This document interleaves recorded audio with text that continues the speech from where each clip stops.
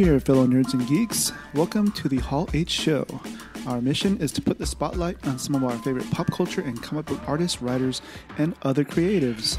I know 2016 ends on a somber note, but 2016 was a good year for the Hall H team as we continue to keep the SDCC Fit movement alive. Thanks, SDCC Fit fam. And had our first Artist Assemble meet and greet art show at San Diego Comic-Con. And we also launched our podcast, The Hall H Show. For this episode, we are going to do a recap of one of our favorite conventions to go to, DesignerCon, which was our last con of the year, and it was recorded a few days after we got back to San Diego. With over 350 vendors and a heavy focus on artists, this two-day convention in Pasadena, California is definitely up our alley, an artist alley that is. Besides DesignerCon, we will talk a little bit about Nuke the Fridge, which we checked out on our way to DesignerCon. We'll also give our top 3 cons of the year, and then give some DesignerCon and end of the year shoutouts. And now, on to the show. Artists Assemble.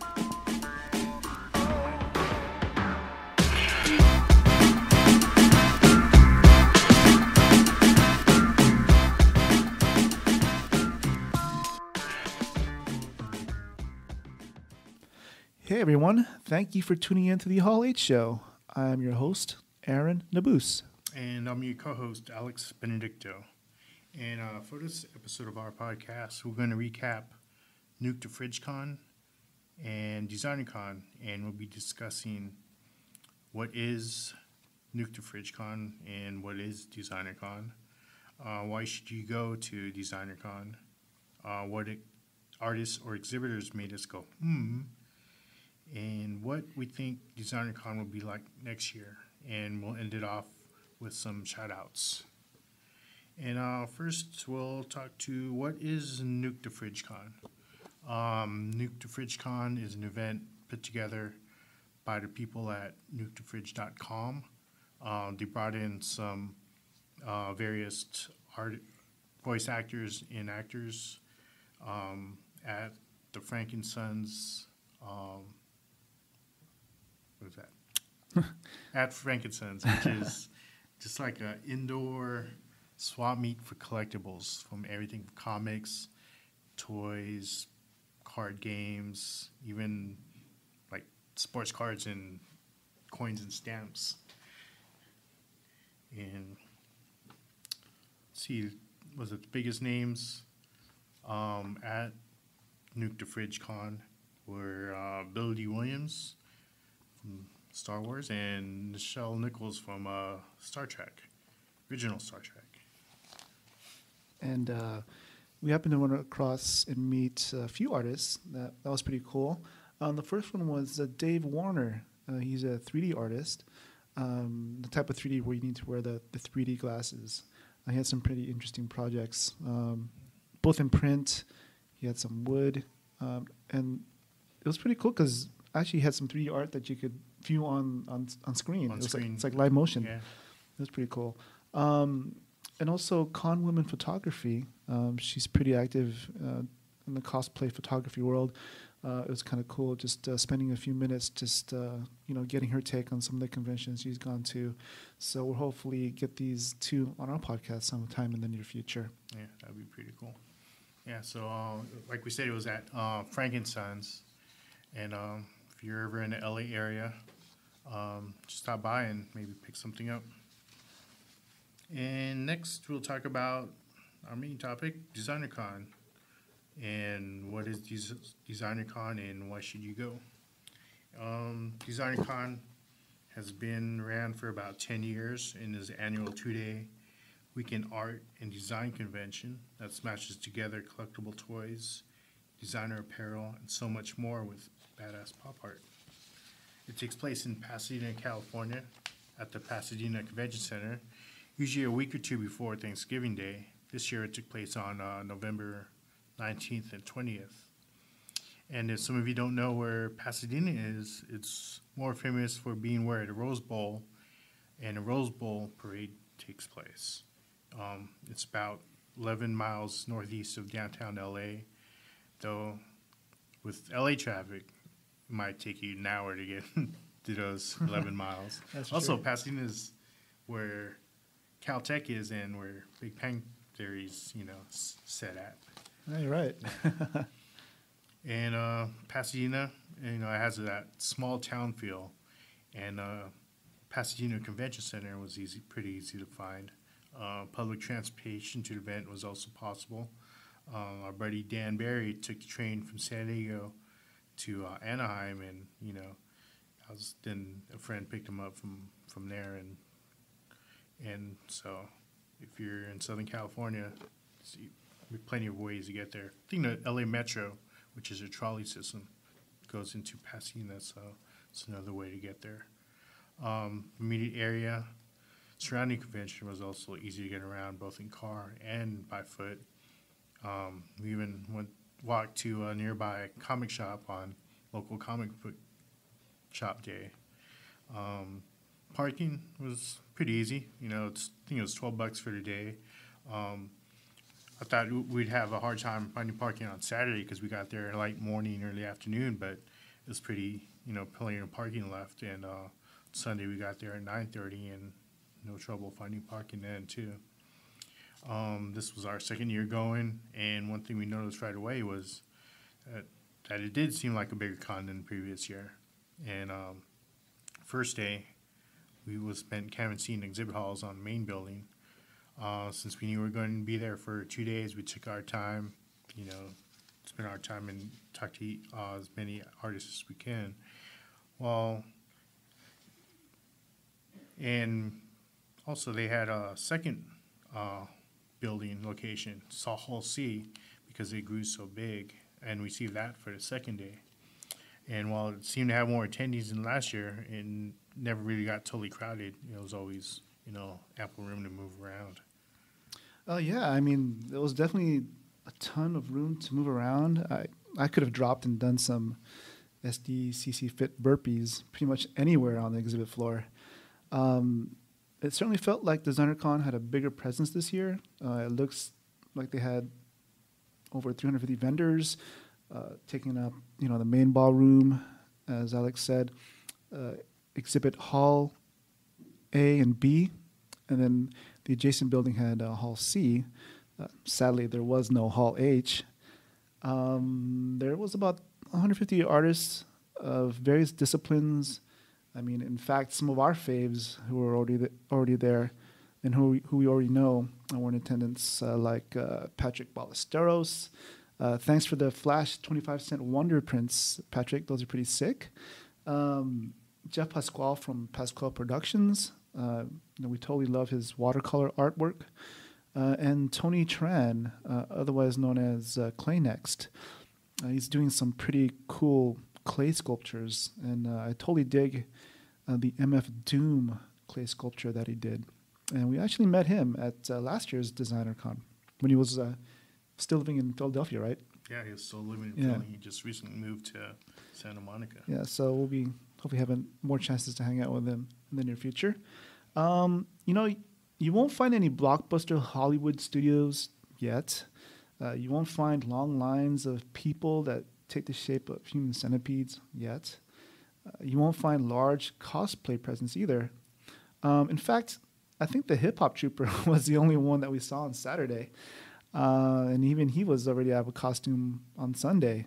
So, what are you left with? Pretty much unfettered access to some really talented people.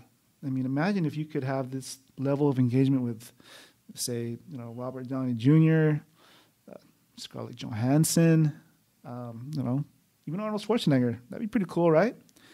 Wouldn't you take advantage of it? To the Hall H team, this is like a dream convention. It's more than worth the $10 per day admission for sure.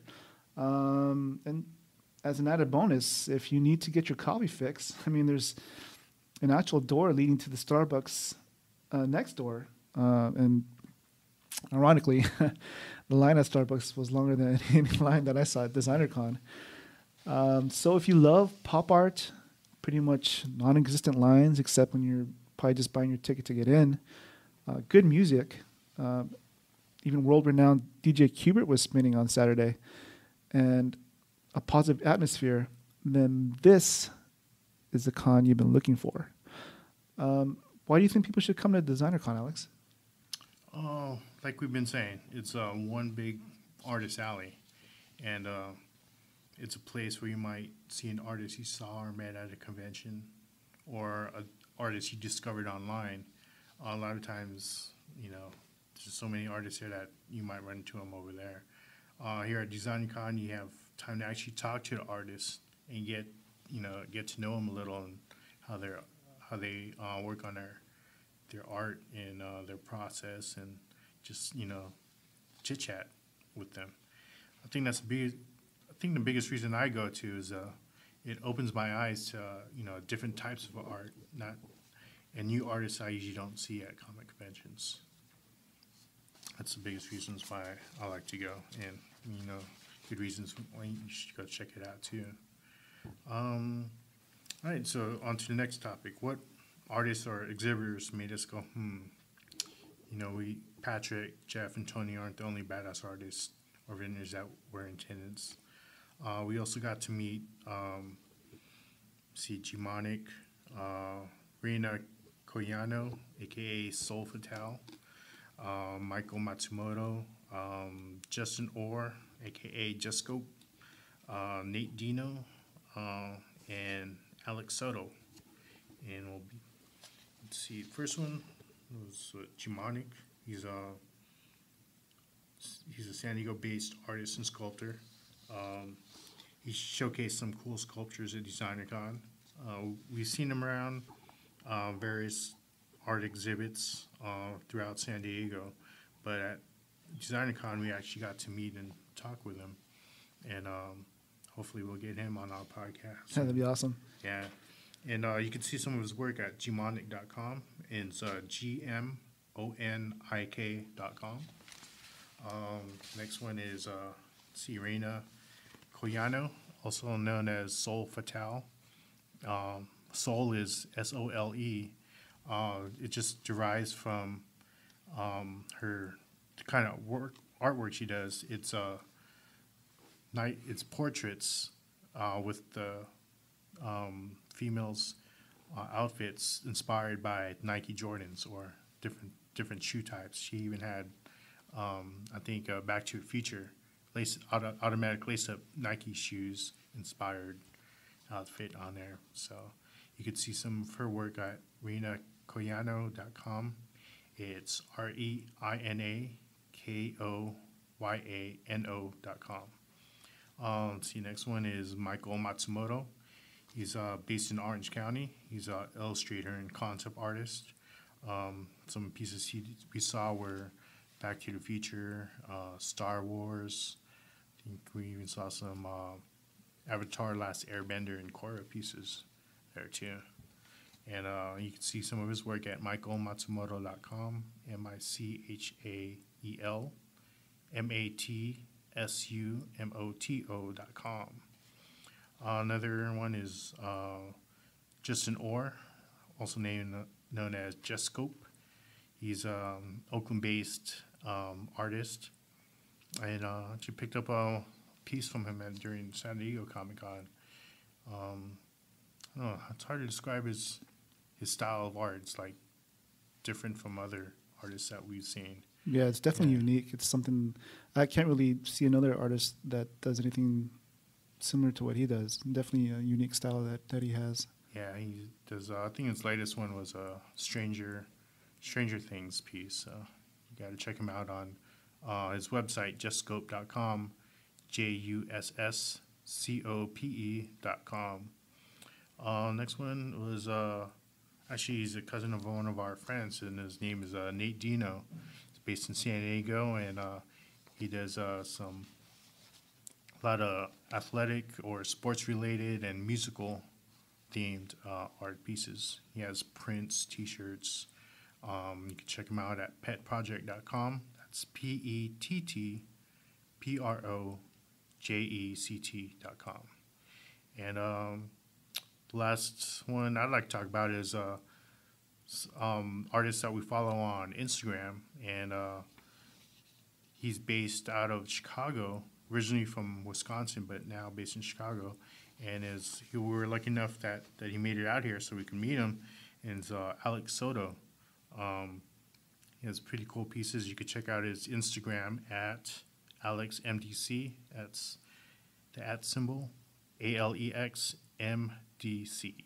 on Instagram. You purchased something from him also, right? Yeah, I checked about his adorable Circle of Life little, I don't know, it's in like a child book form, but has some adult content where he draws these animals like a shark and a seal, but the shark's eating the seal, but he draws them like real cute. So it's like, it doesn't really gross you out, but that's quite cool. That's quite an interesting juxtaposition. I guess for me, there was definitely some artists and vendors that caught my attention. I think some of the ones that I put together sort of exemplifies another reason why you should come to DesignerCon. I mean, they do have a lot of quality artists, but they also have variety. I thought Wood Crates was pretty cool. Jackorama, Lori Herbst, Mechazone, and finally 3 Doodler. Wood Crates are Eddie and Kevin, 2 wood artists from Los Angeles. They do some interesting custom wood pieces. Definitely a medium in style that I haven't really seen before. At DesignerCon, they showcased a pretty cool Dragon Ball Z piece, Frida Kahlo piece, and a few others that were, I guess if I was to describe it, maybe a little Daft Punk meets the Gorillaz. I like how the wood sort of adds dimension to the art. They also do some incredible coloring to finish off their pieces, and I was really impressed. They are available for commissions, so please find them online. You can find them on Instagram under Wood Crates. That's WOODCRATES. Next one is Jackorama. If you love dioramas, then Jack Venturo, also known as Jackorama, is an artist you need to talk to. He had some amazing dioramas at DesignerCon, even a San Diego Comic-Con inspired one that our friend Dan Barry bought. You can see it actually on the DesignerCon Cup of Tea SDCC YouTube live episode. On his website, he says, I'm Jack Venturo. I make original, handcrafted, limited dioramas, toys, customs, and more. I have fun making some dioramas, and I love seeing the joy on people's faces when they see them. When you stick your head inside a diorama, you get transported into another world. He also states, I have been drawing, sculpting, and creating since I was 7 years old.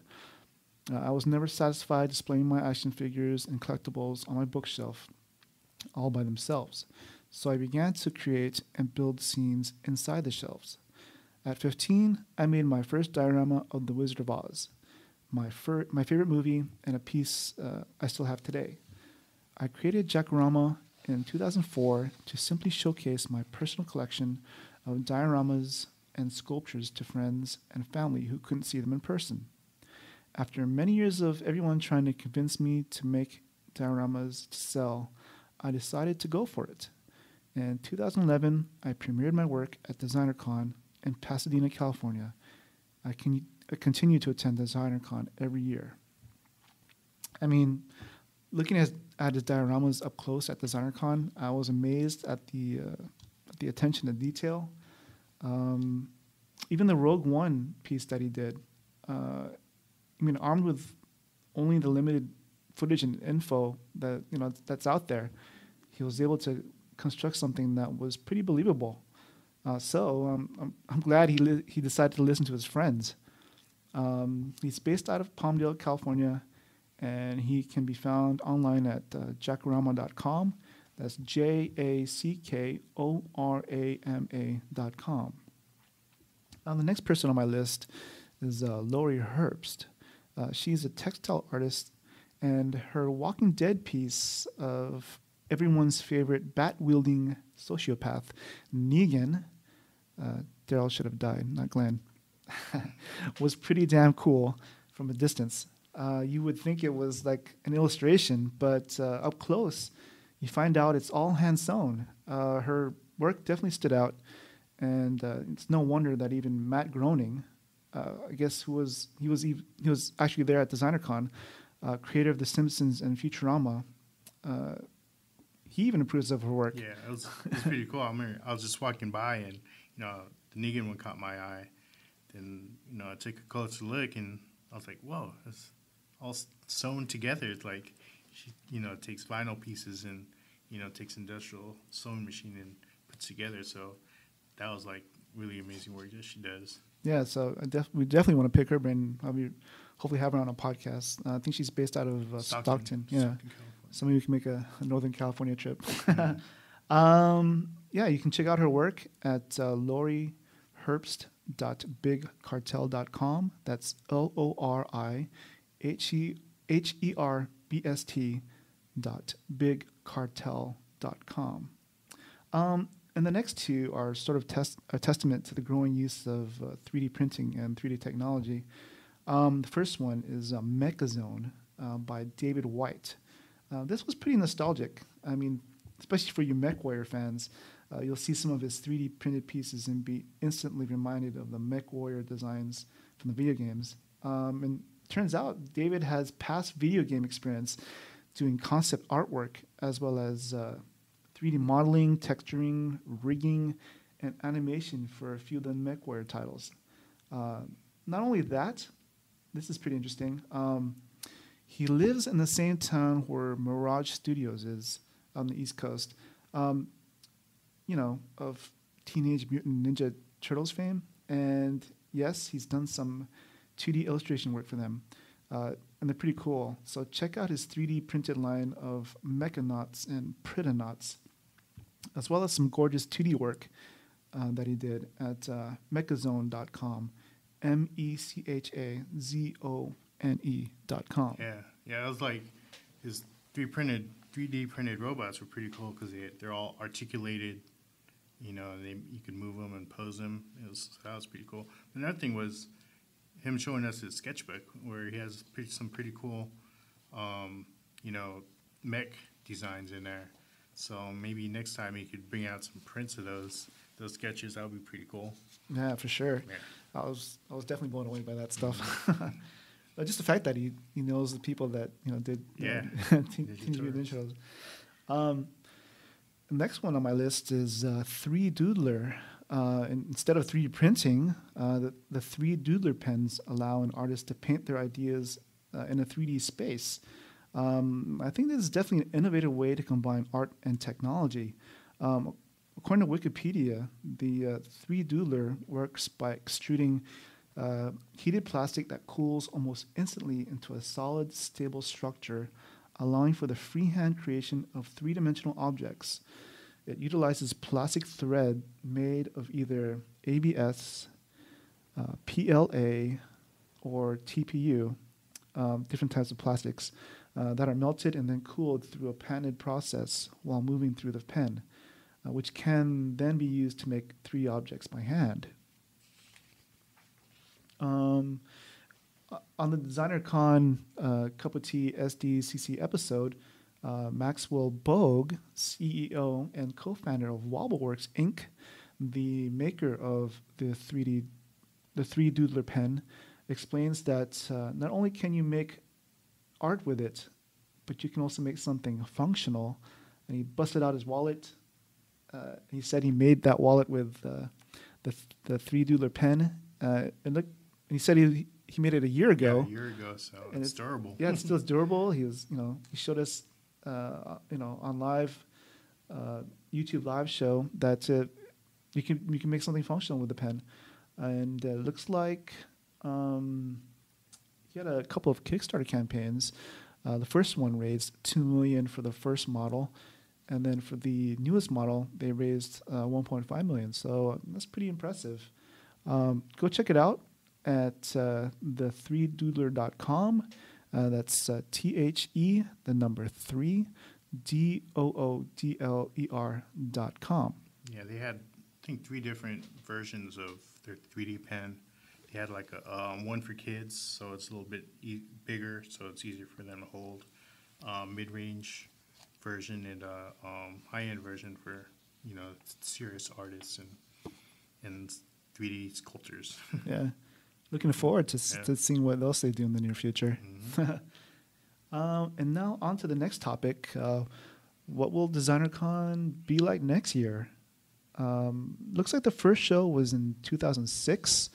It was pretty much in a 1,000 square foot meeting room at the Pasadena Convention Center. And now it's grown to take over, or let's say 90,000 square feet of the Pasadena Convention Center. So while I expect it to be larger next year, I think it'll still retain its charm as a smaller con with easy access to some of the best artists this side of the Milky Way galaxy. But judging by some of the exhibitors that attended this year, like Mechazone and 3 Doodler, I think that 3D printing and 3D art will be even more of an attraction next year. Also new for this year, DesignerCon added some panels and an after party that only VIP ticket holders were privy to across the street at the Rose, which is a concert venue. We didn't have a chance to check out those panels and the party this year, but we'll see about adding them to our itinerary next year. I mean, if the exhibitors are awesome, then I'm sure the panels are awesome too, right? So I do hope they do another Secret Walls battle where artists armed with only black spray paint and Sharpies duke it out at next year's after party. They had it at this year's after party. It may be cool to take some photos and video of that. I can't really pinpoint anything for DesignerCon to really improve upon. It's a near perfect con in my book. With unfettered access to artists and just being able to engage with the exhibitors so freely, and just it's really a positive atmosphere. So if it were a comic book, I'd probably give it a 9.8. Actually, maybe a 9.4. I think the food could have been better. Yeah, can't say much for convention center food Yeah, that's true. anywhere, right? For me, I think the only thing maybe add some tables and chairs for people to have their lunch and relax a little bit. That's a good point. Overall, it's good show. So out of all the cons we went to this year, San Diego Comic Fest, WonderCon, Amazing Las Vegas Comic Con, the inaugural Silicon Valley Comic Con, the inaugural Comic Con Palm Springs. Yeah, don't get that confused with Palm Springs Comic Con. There's yeah. actually 2 new Comic Con conventions in Palm Springs, and the recent one was Palm Springs, which was just last week also. But Then we also went to NerdCon, San Diego Comic Con, Macross World Con, Long Beach Comic Con, Stanley's LA Comic Con, almost call it Kamikaze, and finally DesignerCon. Which were your top 3 favorites and why? Top 3, probably 1 would be San Diego Comic Con, because I think this was our first year to have artists assemble, where we got together various artists at a local restaurant in downtown, and in a social environment where they could meet artists, just mingle, network, have free drinks, have some good food. So it was, it's pretty cool working with the artists and Ocean Pacific Grill to put this event together. Another reason why Comic-Con was number 1 was while during the blood drive, after donating blood, I was at the snack table and Ryan Wilcox came in, and he's actually a San Diego teenager who was battling cancer at the time. Came in and went around thanking people donating blood for participating and how much it means to him. He's known for being inspirational at his school, and also he got to meet Robert Downey Jr. and Chris Evans because just the work and inspiration he was to so many people. And I think they actually made the theme like a superhero Captain America theme this year because of him. That was probably the best reason I liked San Diego Comic Con the best. Number two would be probably DesignerCon, just because, like we said, it's one giant artist alley. Get to talk and meet with the artist, and see different types of art I normally wouldn't see at comic conventions. Number three on my list, let's see, probably I'd say LA Comic Con, just because we got a good spot at the main stage, got a good view, got some good pictures, got good video. We get to see a bunch of regular artists that we always see at conventions, and like Ben Russell, Lord Mesa. Also, we met a few artists that we follow on social media, but finally met, in person because they live in the East Coast. Like from 800 Pound Productions, Michael Grillo Pasquale was there this year, and finally got to meet him, and also meet new artists I never heard of, or just seeing names on comic books like artist Zhong Shan. She came from Taiwan and does some amazing Chinese water ink illustrations. You gotta check her out. And David Mack, watercolor artist, did some covers for Marvel. Did recent Jessica Jones and Champions issues, variant issues, and also got to meet the writer for the new comic book Eclipse, which is a great comic book, and hopefully we could get them on our podcast soon. That'd be pretty cool. I'll give an honorable mention to WonderCon, just because kind of had that feel of San Diego Comic Con when it was there like 10 years ago, right before the big movie studios came in. So, it had that big Comic Con or comic convention feel, but not too crazy. And also, it was like the first time they used RFID badges, and that went pretty smoothly. Yeah, it did. Didn't have any problems entering or exiting, and while scanning your badges to get in and out. So, WonderCon deserves an honorable mention. Cool. That was awesome. For me, my top three favorite cons this year were San Diego Comic Con. The Game of Bloggers, which happens on preview night, is always fun to go to. Now that we are sort of in our, second year of doing our blog and our podcast, it's, we get to interact with these people online, and it's kind of cool to see them in person. Of course, Tony Kim, the Mighty Jerd, Hot Nerd Girl, and her mom, Mama Jedi, Sully and Steve from Nerd Foo, Andy Bayback and Lauren Galloway. From the Marvel Report? Yeah, these are all awesome peeps, and it's so cool to just hang out with them in a cool little social setting. It's called Dragon's Den in downtown San Diego. The SDCC Fit fam, it was cool running into them even randomly. I saw Kevin Walwyn just crossing the street. Meg Worrell, she had seen us eating lunch in a hotel lobby. Or something. And she came back up the escalator to say hi, and that was so sweet of her. And also Corey Commander and Jim Riley, just to name a few. As Alex said earlier, our Artists Assemble SDCC event, our artist meet and greet and art show at the Ocean Pacific Grill. Shout out to them.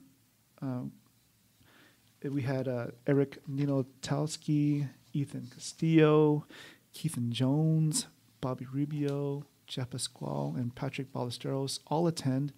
So we appreciate that they took time out of their busy schedule to be part of our first ever Artist Assemble SDCC event. We also got to meet Uraeus. He's a friend of Keithan Jones. He's the creator of the Black Heroes Matter movement, so it was awesome that he was able to attend. I got to attend a Neil deGrasse Tyson event. What was that theater called? I think it was Horton Grand. Oh yeah, Horton Grand at the Theater. Horton Grand Theater. I wanted to go to that, but you needed to have a ticket to go to, and I actually won that ticket that morning to go to. I had 2 tickets, and talking about SDC Fit and random meetings, when I got to the theater, there was a guy asking everybody, do you have a spare ticket? Do you have a spare ticket? And then I had a spare ticket, and I said, here you go. And it turned out to be Jim Riley. He goes by Straight Line on Twitter, and he's part of the SDCC Fit fam, and that was pretty cool, meeting him there. And I got to attend DesignerCon. Shout out to Geek Outlaw and Hot Nerd Girl for hooking me up with a ticket for DesignerCon. And lo and behold, I was sitting next to another SDCC Fit fam, Corey Commander, and his wife. So that was pretty cool. I had close seats to the stage. I mean, I had friends tell me, oh, we saw somebody on TV wearing a white shirt with the Hall H, and yeah, so that was pretty cool. And lastly, at San Diego Comic-Con, what also made it memorable for me is we also got to meet Susan Botello from S. Botello Productions, and she's the creator of the International Mobile Film Festival, which takes place in San Diego. I mean, she really opened up my eyes to the possibilities of using the mobile phone to make movies. I mean, her panel was just awesome, and we actually had her as a guest on our podcast, which you can listen to as well. My second favorite con this year was Stanley's LA Comic-Con, formerly Kamikaze. And one huge reason why it was memorable for me was it was the official launch of Tony Kim's Heroes Within a Fashion line. So it's cool just watching somebody take their passion and then make it into reality. So I also picked up the Flash hoodie. So I'm waiting for that to come in the mail. So that'd be kind of cool to wear when I'm taking my SDCC Fit workouts or walks. Can't wait to see some of his new clothing line. Yeah. Some shirts with some superhero emblem symbol inspired, patterns in there. Mm-hmm. So that should be pretty cool. Yeah. Also, as Alex mentioned earlier, the access to the main stage, and we had pretty good. We were right there in the front row again. The Le Geek So Chic fashion show was pretty cool. Tony Kim showed off his Hero Within fashion line there as well. The Flashcast was cool. Seeing Michael Coulter, Luke Cage, that was a cool little panel. Of course, Stanley was in a bunch of panels. It's always fun listening to Stanley talk. But I think for me, the highlight of all the panels that we saw was the Pinky and the Brain panel with Rob Paulson and Maurice LaMarche. Yeah, that was pretty interesting. I never really watched a cartoon, but everyone's familiar. A lot of people are familiar with them, and just hearing them talk on stage live was pretty cool. Yeah, I mean, you could tell that they're close and they love each other, so that's always nice to see.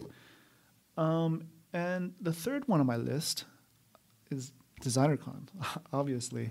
I mean, with the access to the artists and just the whole positive vibe of the whole show, it's focused on art. It's just, it's our dream convention, to be honest with you. I mean, I wish they'd have it more often, every year, or actually more cons like it, because for us, for the Hall H team, we're all about Artist Alley and putting the focus on as many artists as we can. And since Alex threw out an honorable mention, I think for me, an honorable mention would go to Macross Worldcon. I was a huge Macross fan growing up, even Robotech too.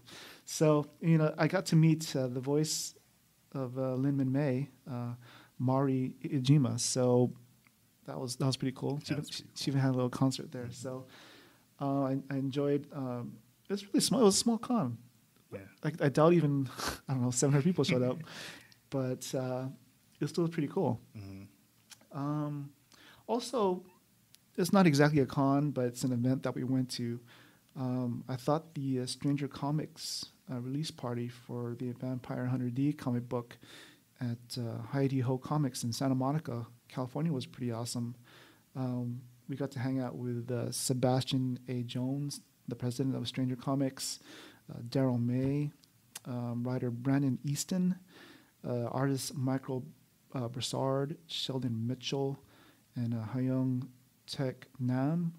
And also, interestingly, this is probably a cool part of the night, is me and Alex were outside getting food at the food truck, and we just happened to strike up a conversation with some random person. It turned out to be Jeffrey Wood Patterson, the co-owner of Heidi Ho Comics. So, I mean, that just goes to show you, don't be afraid to engage and talk with people, because you never know. You never know who you're going to run into. Exactly. So we're looking to have him on the podcast sometime in the near future. Yep. Yeah. I mean, we had such an awesome time at DesignerCon this year, and we were glad that we ended our con season on such a good note. So before we end the show, we just wanted to give some shout-outs to a few peeps.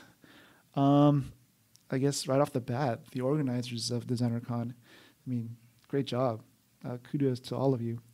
We'll definitely be back next year.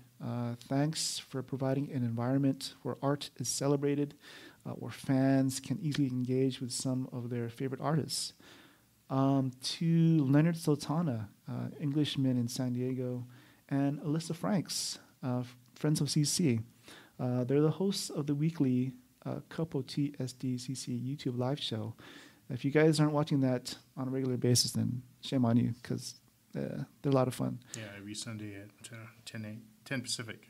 Yeah, 10 a.m. Pacific time. So yeah, check them out. They're awesome. Thanks to Patrick Ballesteros, Jeff Pasquale, and Claynext, Tony Tran, for responding to my email so quickly after I got a message from Leonard at 7 a.m. that Sunday morning to be part of the Cup of Tea SDCC show. Happy birthday to Tony. And thanks again for being on our podcast at DesignerCon, which you can listen to right now. Just turned 30, so yeah. Happy 3-0. Welcome to the club. Well, thanks to Maxwell Bogue from 3 Doodler for agreeing to be on such short notice. I was walking by, checking up on the artists before we went live on Cup of Tea SDCC, and then I introduced myself and I said, "Yeah, I'm going to be live on a YouTube live show in a few minutes. Is it okay if I come by and have the hosts Leonard and Alyssa interview you?" And he was totally down. So yeah, that was good of him. So make sure you go check out the3doodler.com and get more information about the 3 Doodler pen. And also check out Patrick at patrickballesteros.com, PatrickBallesteros.com. Jeff at Pasquale Productions, that's PasqualeProductions.com, and Tony at ClayNextBigCartel.com, that's ClayNextBigcartel.com. Let's see. Dan Barry, the Red Stapler. This guy is like everywhere. I think he went to like 200 cons this year. He knows the stuff, and he introduced us to a few industry people at DesignerCon. So it was cool seeing him again, and it was cool that we were both Couple T SDCC reporters. He also celebrated a birthday, so happy birthday, Dan. Happy birthday, Dan. And Chris Sully from nerdfood.com, and now Funko. He wasn't at DesignerCon, but he helped us a ton in launching our podcast with a lot of information. So it's always cool, and he's always cool to us whenever we meet at San Diego Comic-Con. So we just wanted to say congrats on the new job, Sully, and hopefully we can meet up with you if we can get up to Seattle for Emerald City Comic Con in March. And lastly, Joel Feria from Convention Life. He provided some additional photography coverage for us at DesignerCon, so please check him out and his crew online and on Instagram under convention.life. That's convention.life. Thanks, Joel. How about you, Alex? Anybody you want to shout out to? I guess one last shout out would be to Dean Rita, our friend and contributing photographer, for letting us crash at his place whenever we're up in an event in the LA area. Yeah, thanks, Dean. And you want to close out the show, Alex? I think that's the show. Thank you so much for tuning in and for all your support. We're always looking for ways to improve our podcast. So if you have any comments or suggestions, especially any guests you might want us to feature, please let us know on our social media using the hashtag Hall8Show, HALLHSHOW, Hall8Show. So see you next time, and don't forget to visit Artist Alley whenever you go to a convention. Peace, cheers, and artists assemble. Thanks, guys. See ya.